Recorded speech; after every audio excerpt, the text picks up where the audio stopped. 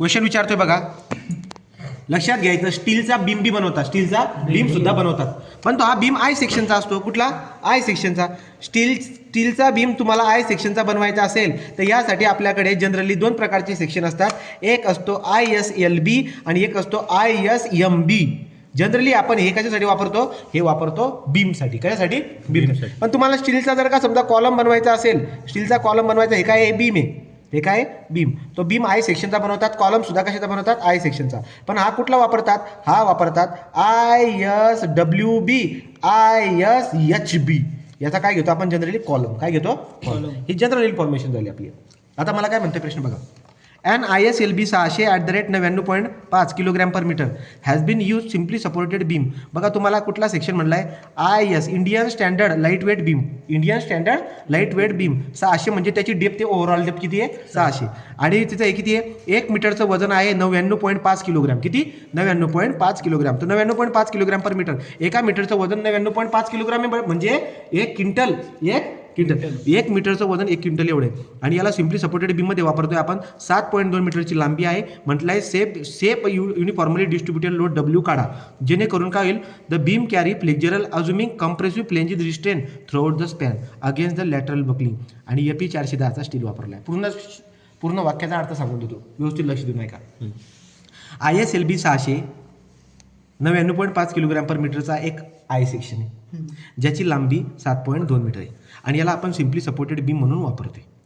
याच्यावरती लोड किती लावायचा? याच्यावरती लोड किती लावायचा हे तुम्हाला शोधायला लावलेलं आहे, की युनिफॉर्मली डिस्ट्रीब्युटेड लोड किती लावायचा तो तुम्ही सांगा. ठीक आहे, तो तुम्ही सांगा, जेणेकरून त्याने काय बरं का, जेणेकरून त्याने त्याच्यामध्ये मुवमेंट यायला नको, तो वाकायला नको. तो जास्तीत जास्त किती लोड येईल ते तुम्हाला सांगायचं आहे.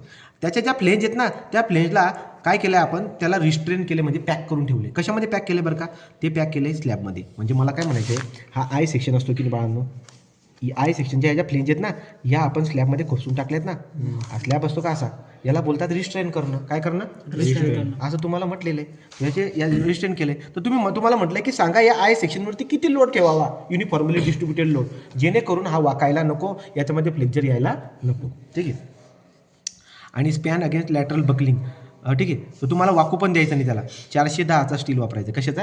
410. चला बघा कामाला लागू. आता प्रश्न तुम्हाला सगळा कळाला असेल, व्यवस्थित वाचून घ्या, स्क्रीनशॉट मारून घ्या. आता आपण काय करणार आहे, आपल्याला मला दिला आहे बघा सिम्पली सपोर्टेडचा बीम आहे, वरून UDL आहे, ती UDL मला काढायची आहे. 7.2 मीटरची लांबी. मग मी तेच करतोय बघा. आता काय करणार, हा आपला सिम्पली सपोर्टेडचा बीम आहे, याच्यावरती UDL लागलेली आहे. UDL कितीची आहे? W ची. लांबी किती? 7.2 मीटरची ही लांबी. हा याचं नाव काय? A आणि हा काय? B. ओके का. आता मला सांगा बाळांनो, आपण एक एक करून कामाला लागणार आहोत.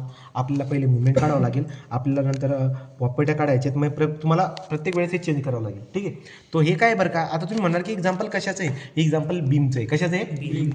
बीमचं आहे, ज्याला लॅटरली आपण सपोर्ट केलाय. लॅटरली काय केलाय? लॅटरली सपोर्टेड बीमचं उदाहरण आहे. कशाचं? Laterally supported beam. एक्झाम्पल कशाचं आहे? Laterally supported beam. Question number 3. Question number 3. चलो, तो आपली स्टेप नंबर 1 आहे. तर स्टेप नंबर 1 काय? कॅल्क्युलेट. स्टील कुठला दिला ते पण लक्षात घ्या. FE 410. EP 410 काय असते? ही असते त्याची अल्टिमेट स्ट्रेंथ. कुठली असते? बरं. Calculate bending movement. काय काढायचे आपल्याला आता? बेंडिंग मुवमेंट काढायची आहे बाळा. बेंडिंग मुवमेंट ज्याला आपण M बोलतो, ही बेंडिंग मुवमेंट कशी काढतात? ही काढतात M इज इक्वल टू, तुम्हाला मागाशी पण शिकवलं मी. काय सांगितलं? की जेव्हा आपण तुम्हाला बेंडिंग मुवमेंट काढायची असेल, कशी काढणार रे? ते काढतात तुम्ही WL²/8 करून. आठवतं? WL²/8. मला हा W माहीत नाही, पण मला एवढं माहिती आहे की W अल्टिमेट असतो. लांबी किती त्याची? लांबी आहे 7.2, त्याचा वर्ग करणार मी /8. ठीक आहे. तर हे आपलं एक्सप्रेशन झालं आहे मुवमेंटचं. एक्सप्रेशन कसं झालं आहे? मुवमेंटचं. मग मला सांगा आन्सर किती येते बाळांनो? 7.2चा वर्ग /8 करा. 7.2चा वर्ग /8 करा. चला बरं का पटकन. 6.48. तो 6.48 हा झाला तुमचा WU. 6.48 WU. तुम्हाला डायरेक्ट वर्किंग लोड जर काढायचा असेल, तुम्हाला जर का समजा वर्किंग लोड काढायचा असेल, तर तुम्ही या WUच्या ऐवजी काय लिहिणार रे बाळांनो?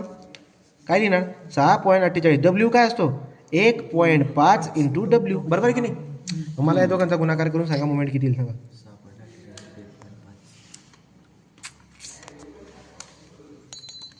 9.72. 9.72. ओके.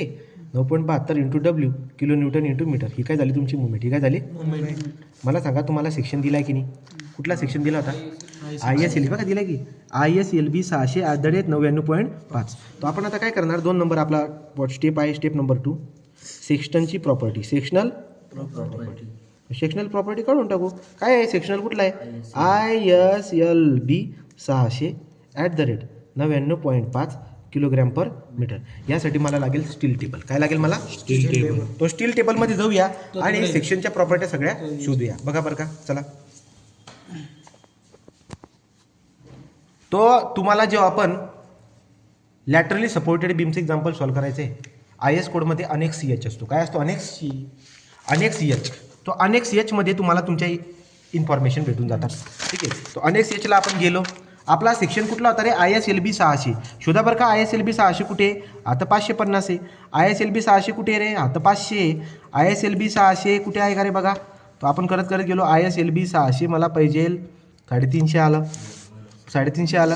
ठीक आहे. तो इथं वरतीच बघा टॉपला कुठे ISLB 600 दिसतोय 99.5. याचा अर्थ जसं जसं खाली जात होतो ISLBची व्हॅल्यू कमी होत जात होती. मग ISLB 600 हा तुम्हाला दिलेला आहे. काही पेन वगैरे उमटू नका नाही तर तुमचा प्रॉब्लेम होऊन जाईल परत. मग आता बघा आता त्याचा एरिया दिलेला आहे, त्याची डेप्थ दिलेली आहे, त्याची फिलेंची वेट दिलेली आहे, थिकनेस दिलेली आहे, वेबची थिकनेस दिलेली आहे, रेडियस ऑफ गायरेशन दिले आहे, सेक्शनल मॉड्युलस दिलेला आहे. बघा ZE हा इलॅस्टिक असतो आणि हा ZP म्हणजे बाळांनो प्लास्टिक असतो. मी हा IS कोड का वापरला कारण की याच्यात मला प्लास्टिक सेक्शनल मॉड्युलस दिसतोय. प्लास्टिक मॉड्युलस ऑफ सेक्शन दिसतोय ना ZP पाहिजे मला. म्हणून हा ZP तुम्हाला IS कोड आपल्या स्टील टेबलमध्ये भेटणार नाही. म्हणून जायचं अनेक CH मध्ये. कशात जायचं अनेक CH. ठीक आहे. अनेक CH मध्ये बघा तुम्हाला डायरेक्ट शेप फॅक्टर पण काढून दिलेले आहेत 1.12 वगैरे सगळे शेप फॅक्टर सुद्धा काढून दिलेले आहेत. मग एक काम करूया आपण ISLB 600च्या प्रॉपर्टी मला एक एक करून सांगा. तो प्रॉपर्टी पहिले सगळ्यात पहिले काय दिले तुम्हाला काय काय लागतात ते घ्या. सगळ्यात पहिले मला काय लागतं बाळांनो मला लागतो थिकनेस ऑफ हे बघा इथून घेऊया डेप्थ घ्या. डेप्थ किती असणार अरे ISLB 600 आहे तर बाळांनो डेप्थ पण किती असणार 600. याची लिहायची काही गरज आहे का तुम्हाला नका लिहू. असल्या गोष्टी लिहायच्या नसतात. विड्थ ऑफ प्लेन ज्याला आपण BF बोलतो आणि तो तुम्हाला डायरेक्ट MM मध्ये दिला आहे बघा किती आहे 210. तो आता आपण पहिली प्रॉपर्टी जी भेटते आपल्याला ती आहे BF = 210 mm. Anybody doubt. चला पुढे जाऊया आपण. आता पुढे आम्हाला त्याच्या पुढे काय आहे जर तुम्ही समजा BF काढून झाला असेल तर TF घ्या थिकनेस ऑफ प्लेंज. तो किती आहे जेव्हा पण तुम्ही बघताय तो हा वाला आपला सेक्शन आहे 210 15.5 आणि वेब पण बघून घ्या 10.5. तो या आहे थिकनेस ऑफ प्लेंज 15.5 काय आहे TF 15.5 काय आहे TF थिकनेस ऑफ प्लेंज आणि 10.5 काय थिकनेस ऑफ वेब 15.5 10. तर आपण म्हणणार थिकनेस ऑफ प्लेंज = 15.5 mm आणि TW थिकनेस ऑफ वेब किती आणला बाळांना आपण तो आणला 10.5. किती आणला 10.5. ओके का 15.5 mm आणि हा काय 10.5 mm झाले काय 3. बरं चला पुढे अजून पुढे जाऊया. तो एरियाची काही गरज नव्हती. मी डेप्थची पण मला गरज नव्हती. मी BF काढला TF काढला TW काढला. परत रेडियस ऑफ गायरेशनची काही गरज असेल तर घ्या नाही तर राहू द्या त्याला तसंच. पुढे चला बरं का अजून काय आपल्याकडे पुढचा आहे आपल्याकडे आता Z. तो Z बघा बाळांनो किती आहे ZP आहे. सरळ जातोय मी मला हवा आहे ZP किती आहे 27 98.56. किती आहे तो ZP मला भेटला. ZP बराबर 27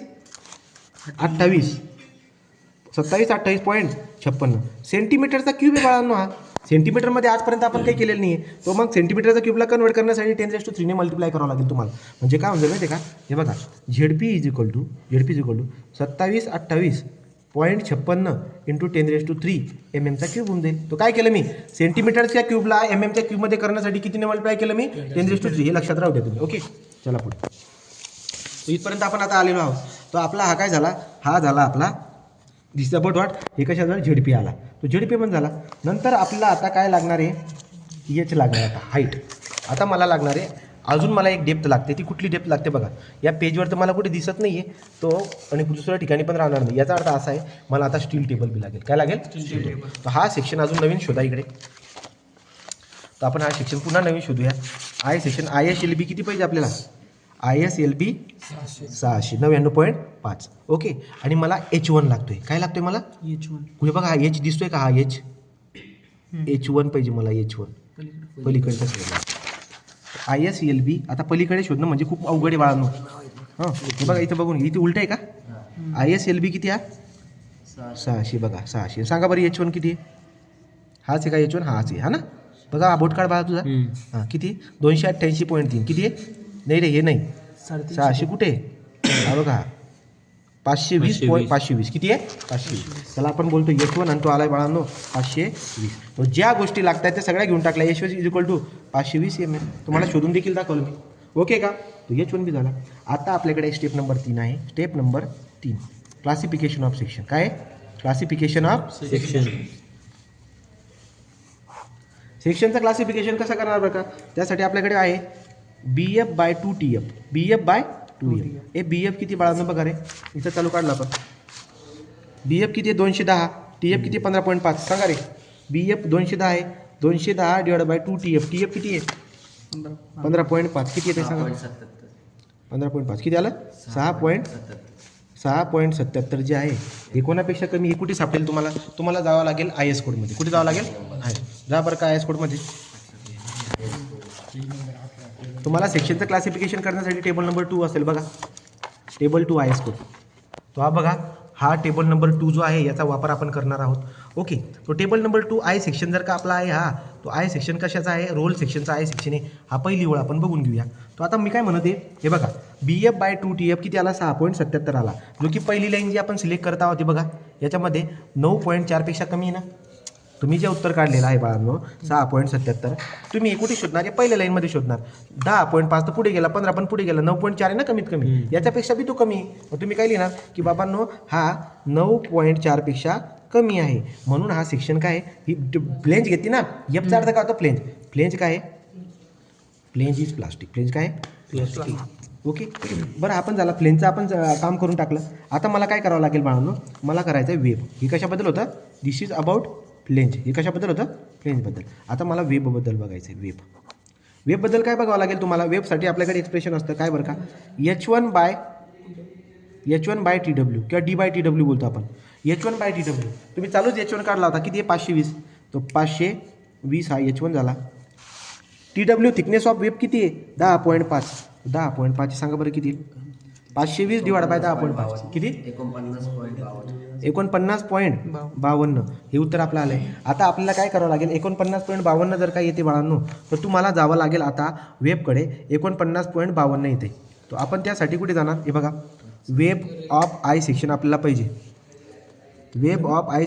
पाहिजे बाळांनो कुठे असणार एकदा चेक करा हे बघा न्यूट्रल ॲक्सिस हे बघा वेब ऑफ I सेक्शन कुठे पाहिजे तुम्हाला web of I section neutral axis at mid म्हणजे ही वाली पट्टी बघा दिसते का कुठली ही पट्टी लागणार तुम्हाला लॅटरल सपोर्टेडसाठी आणि ही वाली ओके हे दोन मग बघा वेब ऑफ किती आलं उत्तर हे तर 49.52 आलं म्हणजे हे तर 84 पेक्षा कमी is is less than what 84 ॲप्सिलॉन हा 84 ॲप्सिलॉन पेक्षा जर का समजा कमी आहे तर मग आता आपण काय करणार आहे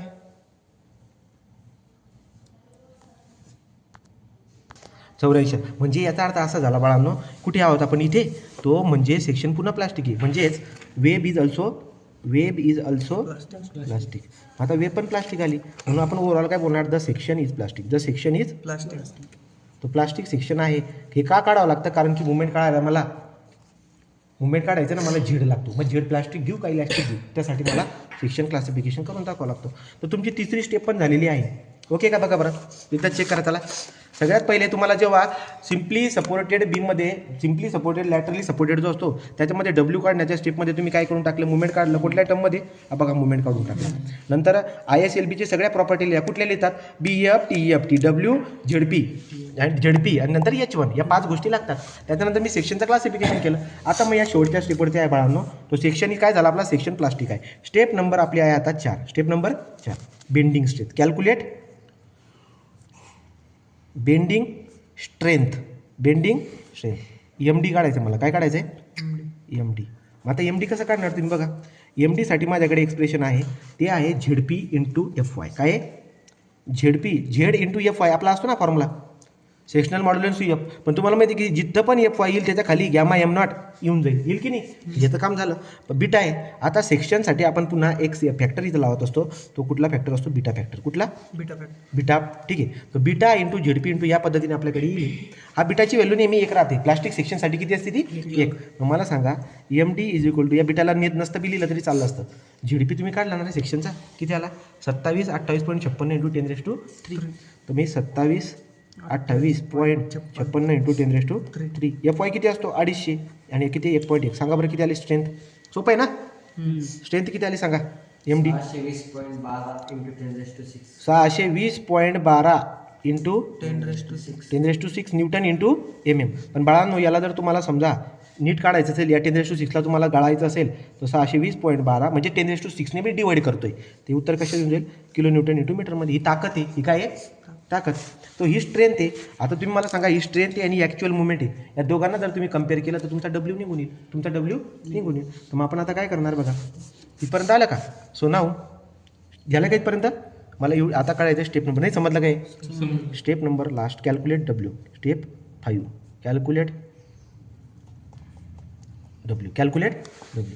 डब्ल्यू कसं काढणार? या इक्वेशनला हे आहे 2 नंबरचं इक्वेशन आणि इथं कुठला होता? हा आहे 1 नंबरचं इक्वेशन. तुम्ही काय करणार? 1 number is equal to 2 number करायचं. 1 number is equal to 1 number काय रे? 9.72 डब्ल्यू. काय आहे? 9.72 डब्ल्यू. ठीक आहे. इज इक्वल टू इकडे किती आहे? 620.12. शिफ्ट सॉल्व आन्सर इक्वल करून सांगा बाळांनो डब्ल्यू किती आला?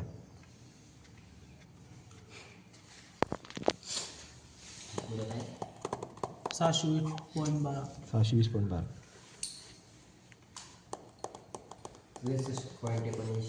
63.1. तो तू नीट काढला असेल तर बाळा बघा 600 किती आलं? हे बरोबर केलं का तुम्ही? 9.72 डब्ल्यू. कुठं आलं? 250 टाकलं नाही काय? कोणी काढलं पहिले? 636 येते ना हे उत्तर. जरा नीट करा. चला 2728.56. कुठं? 97-98 बाळा तुझं जास्त. 97 98 आहे का? दाखव मला कुठे पुस्तक काढ. आपण जेवढा जोर देतोय ना तेवढा जोर. हा हे बघा, हा जो झेडपी आहे हा झेडपी 2798 आहे, एवढं लक्षात राहू द्या. आता 2798 जर इथं टाकला असतं तर किती आला असतं बघा, चेक करा. 2798.56 इंटू 10⁻³ इंटू 250 डिवाइड बाय 1.1 करा. ते आन्सर किती येते एकदा चेक. 636.03. ओके, म्हणजे 636 येतोय बघा. 636.03 into 10⁻⁶ newton into M M. आणि याला लिहिताना कसं लिहिणार मी? M D is equal to 636.03 kilo newton into metre. Kilo newton into metre. आता हा झाला आपला एम डी. काय झाला? M D. मला सांगा बाळांनो डब्ल्यूचं उत्तर. आता तुम्ही जर काही तर 636 कम्पेअर करायचे ना, 636.03 किलो न्यूटन लिहिला तर डब्ल्यूचं उत्तर किती येईल सांगा पटकन. तर शिफ्ट सॉल्व आन्सर इक्वल करून घ्या. 65.43. तो हा झाला W 65.43 kilo newton per metre. ही झाली तुमची ही झाली तुमची युडिएल, वर्किंग युडिएल. कुठली? वर्किंग युडिएल काढून टाकली मी. किंवा कोणी डब्ल्यू जसा तसा ठेवला असता तर अल्टिमेट काढला असता, मग पुन्हा त्याला 1.5 ने डिवाइड करावं लागलं. मग एवढं सगळं करण्यापेक्षा ओके मी हा झाला वर्किंग. आता वर्किंग आली बाळांनो आपल्याला सेल्फ वेट काढायचं. काय काढायचं आपल्याला? तो सेल्फ वेट काढायचं. ही आली वर्किंग आली. आता आपल्याला काढायचं आहे सेल्फ वेट. नाव सेल्फ वेट कसं काढणार आपण? वजन किती आहे? 99.5 किलोग्राम. बघा उदाहरणामध्ये दिले, उदाहरण व्यवस्थित बघा. इथे दिले बघा 99.5 किलोग्राम पर मीटर आहे ना. मला सांगा ही लांबी किती त्याची? 7.2 लांबी आहे. मग एका मीटरचं वजन जरी एवढं आहे तर 7.2चं वजन किती काढता येईल ना? मग करा ना. मग काय करायचं आपल्याला बघा, 99.5 एका मीटरचंच काढतं आहे. 99.5 एका मीटरचं आहे. हां, हा झाला त्याचं वजन, मास. त्याला जर का जीने मल्टिप्लाय केलं एम इंटू जी, तो वेट होऊन जाईल बाळा तो. म्हणजे 9.81 ने मल्टिप्लाय केलं झाला का न्यूटनमध्ये. हा कशात झाला? न्यूटनमध्ये. कशात झाला हा? न्यूटनमध्ये. पण याला डिवाइड बाय 1000 जर केलं तर हा किलो न्यूटनमध्ये होऊन जाईल ना रे. सांगा किती वजन झालं एका मीटरचं? एका मीटरचं वजन किती झालं किलो न्यूटनमध्ये? नाही कळाला काय? हा वजन आहे 9.81 डिवाइड बाय किती सांगा? 99.5 into 9.81 divide by 1000. 0.976. 0.976 kilo newton per metre. Kilo newton per metre. मला सांगा बाळांनो हा झाला सेल्फ वेट. मग आता आपल्याला काढायचे सेफ युडिएल. काय काढायचे? सेफ युडिएल. कशी काढणार सेफ युडिएल? तुमच्याकडे इथं बघा, इकडच्या बाजूला इथे का आता तुम्ही डब्ल्यू काढून ठेवला होता, टोटल होता की नाही. तुम्हाला हा टोटल वजन आहे बाळांनो. याच्यामध्ये सेल्फेट पण आहे, याच्यामध्ये सेल्फेट पण आहे. तो सेल्फेट मायनस करून टाकू आपण आता. तो सेफ युडिएल मला काढायची, सेफ युडिएल काढायची. तर मी काय करणार बरं का आता, मी काय करणार 65.43 मायनस 0.976. हा 65.43 काय आणला, मागचा जो यू आहे काढला होता ना वरती. मग सांगा बरं किती हा safe युडिएल. 64.454 kilo newton per metre. तो हे झाला आपलं 454. हे झालं आपलं आन्सर, सेफ युडिएल बोलतात बाळांनो. 14 मार्काचं एक्झाम्पल आहे. अशा पद्धतीने एक्झाम्पल झाले ना.